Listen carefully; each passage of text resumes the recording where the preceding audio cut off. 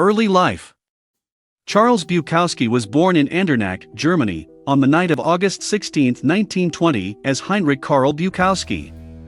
His mother, Katharina Fett, a native German, met his father, Henry Bukowski, a Polish-American serviceman, after the end of World War I. Coincidentally, Bukowski's paternal grandfather had also been born in Germany, so Henry was fluent in German and managed to woo Katharina's reluctant and undernourished family by bringing them rations of food and speaking German. Bukowski was fond of claiming that he had been born out of wedlock, but Andernach records show that his parents were in fact married on July 15, 1940, a month prior to his birth. After the collapse of the German economy following the war, the family moved to Baltimore in 1923. To sound more American, Bukowski's parents began calling him Henry and altered the pronunciation of their last name from Bukowski to Bukowski. After saving money, the family moved to suburban Los Angeles, where Bukowski's father's family lived. During Bukowski's childhood, his father was often unemployed, and according to Bukowski, verbally and physically abusive, as detailed in his novel Ham on Rye. When Bukowski's mother, Katharina, was called to the school nurse's office to be informed that her son had dyslexia, her immediate reaction was fear of her husband's disappointment in Bukowski. During his youth, Bukowski also suffered from extreme acne vulgaris and shyness. Bukowski was a poor student, partially on account of his dyslexia. He claims that in his youth, the only award he ever won was for an ROTC drill at his high school, which he described in a book of collected essays entitled, Notes of a Dirty Old Man.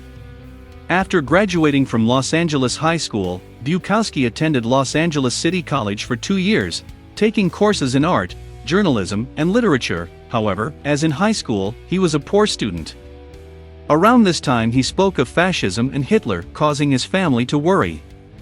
He later attributed this to a case of childhood rebellion, claiming that he never had any affiliation with any political ideology. Early writing. In the early 1940s, Bukowski traveled through the United States, taking odd jobs, and then quitting them to write and drink. This lifestyle led him to near starvation, and eventually he wrote home to his family for money. All he received was a letter from his father stating how ashamed he was of Bukowski. According to Bukowski, this was when he first knew he was destined to be a writer. Upon receiving the letter, he was depressed and contemplated suicide, but even while having suicidal thoughts, he couldn't crush his desire to write. Feeling both an intense desire to kill himself and an intense desire to write, he started scribbling in the margins of a newspaper. At 24, Bukowski's short story Aftermath of a Lengthy Rejection Slip was published in Story magazine. 2 years later, another short story, 20 Tanks from Castledown, was published in Portfolio 3's Broadside collection. Bukowski grew disillusioned with the publication process and quit writing for almost a decade. During part of this period, he went on living in Los Angeles, but also spent some time roaming around the United States, working odd jobs and staying in cheap rooming houses. In the early 1950s, Bukowski took a job as a letter carrier with the United States Postal Service in Los Angeles, but quit after less than 3 years. In 1955, he was hospitalized with a bleeding ulcer that was nearly fatal. When he left the hospital, he began to write poetry. By 1960, he had returned to the post office in Los Angeles, where he continued to work as a clerk for over a decade. Bukowski lived in Tucson briefly, where he befriended John Webb and Gypsy Lou, 2 people who would be influential in getting Bukowski's work widely published. The Webbs published The Outsider literary magazine and featured some of Bukowski's poetry. Under the Lou John Press, they published Bukowski's It Catches My Heart in Its Hand, 1963, and A Crucifix in a Death Hand, in 1965. John Webb bankrolled his printing ventures with his Vegas winnings. It was at this point that Bukowski and Franz Dowski began their friendship. They argued and often got into fights. Dowski was a friend of the Webbs and was often a guest at their small Elm Street house that also served as a publishing venue. The Webbs, Bukowski and Dowski spent time together in New Orleans, where Gypsy Lou eventually returned after the passing of John Webb. Beginning in 1967, Bukowski wrote the column Notes of a Dirty Old Man for Los Angeles's Open City underground newspaper. When Open City was shut down in 1969, the column was picked up by the Los Angeles Free Press. In 1981, he published a book, Notes of a Dirty Old Man, which contains several of the pieces he wrote for the column. Women. Bukowski often writes and speaks extensively about his relationships with women and his sexual encounters, often humorously. In the documentary, Born Into This, he speaks of losing his virginity at age 24 to a 300-pound whore and breaking all 4 legs of his bed in the process. In an essay, he described the experience as terrible. On October 29, 1955, Bukowski and writer-slash-poet Barbara Fry drove to Las Vegas and were married there. Fry was the editor of Harlequin magazine. During a period where Bukowski was having trouble getting published, he sent a stack of poems to Fry in response to an ad requesting submissions.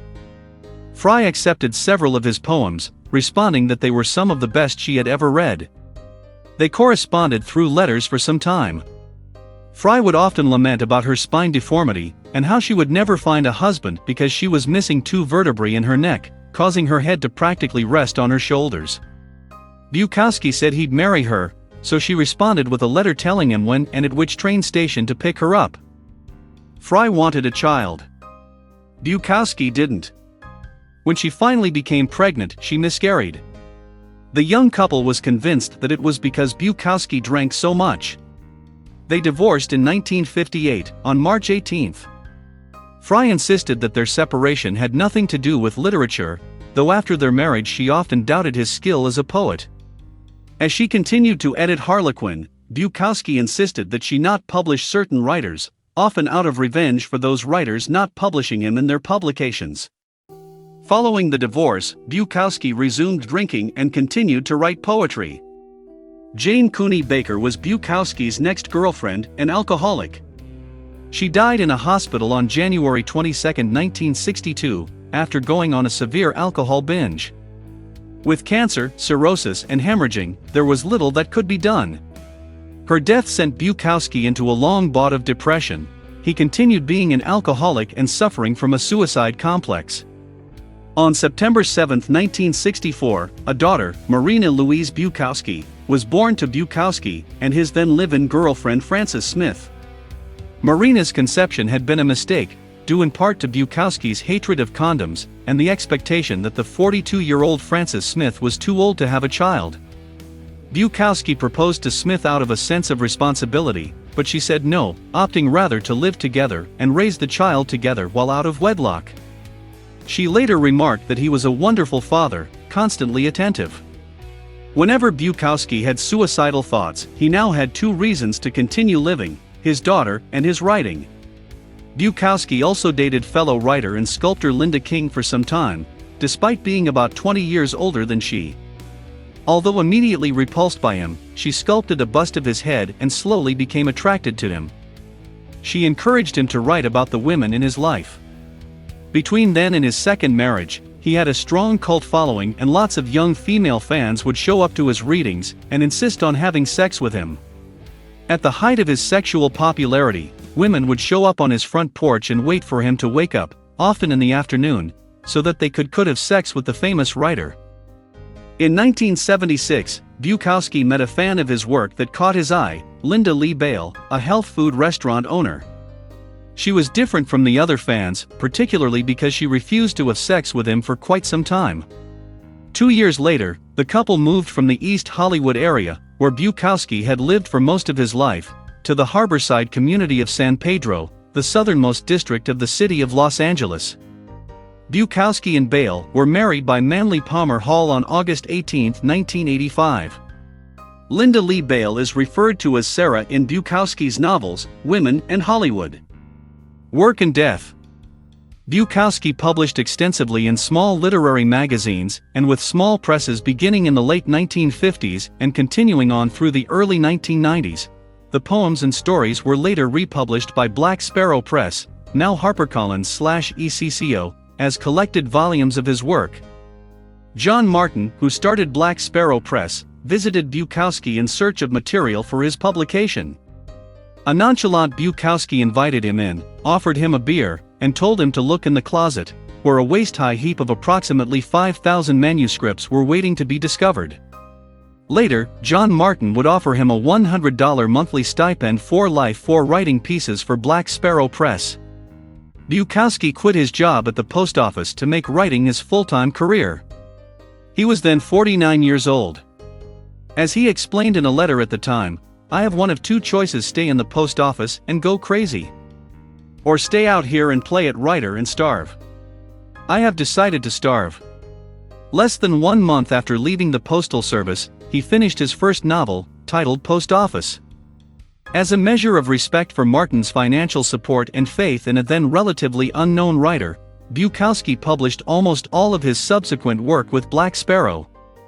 Bukowski acknowledged Anton Chekhov, Franz Kafka, Knut Hamsun, Ernest Hemingway, John Fante, Louis Ferdinand Celine, Robinson Jeffers, Fyodor Dostoevsky, D.H. Lawrence, and others as influences, and often spoke of Los Angeles as his favorite subject.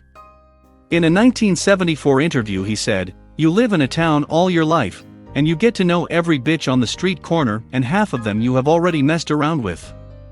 You've got the layout of the whole land. You have a picture of where you are. Since I was raised in LA, I've always had the geographical and spiritual feeling of being here. I've had time to learn this city. I can't see any other place than LA." One critic has described Bukowski's fiction as a detailed depiction of a certain taboo male fantasy: the uninhibited bachelor, slobby, antisocial, and utterly free. Bukowski died of leukemia on March 9, 1994, in San Pedro, California, at the age of 73, shortly after completing his last novel, Pulp. His funeral rites were conducted by Buddhist monks.